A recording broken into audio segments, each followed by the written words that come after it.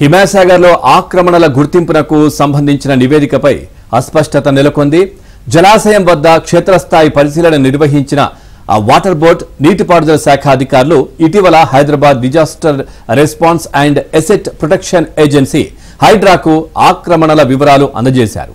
ఇక FTL buffer జోన్లలో 83 నిర్మాణాలున్నట్లు నివేదికలో పేర్కొన్నారు. అయితే పర్యావరణవేత్తలు, స్వచ్ఛంద సంస్థలు, ఇతరులు ఫిర్యాదు చేసిన పలు ఆక్రమణల వివరాలు నివేదికలో కనిపించడం లేదు.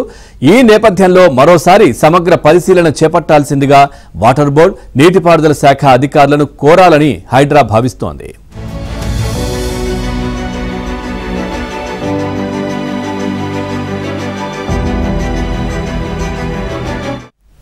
అలాగే national remote sensing centre NRSE నుంచి 2-3 దశాబ్దాల క్రితం నాటి జలాశయాలు మ్యాపులు తీసుకోవాలని నిర్ణయించింది. హిమాయత్ సాగర్ కు సంబంధించి ప్రస్తుత మ్యాపులు ఇవ్వాలని కోరింది. ఇక మ్యాపుల ఆధారంగా ఆక్రమణలపై సూత్రప్రాయ అంచనాకు రావచ్చు అని అధికారులు భావిస్తున్నారు. దీంతో జలాశయంలో ఆక్రమణల తొలగింపునకు వాయిదా వేసిన హైడ్రా పూర్తి స్థాయి స్పష్టత వచ్చిన తర్వాతే తుది నిర్ణయం తీసుకోవాలని భావిస్తుంది. ఫిర్యాదుల్లో పేర్కొన్న నిర్మాణాలు FTL బఫర్ జోన్లో ఉన్నాయా లేదా నిర్ధారించుకున్న అనంతరం కూల్చివేతలు ఉంటాయి అని సంస్థ వర్గాలు పేర్కొన్నాయి.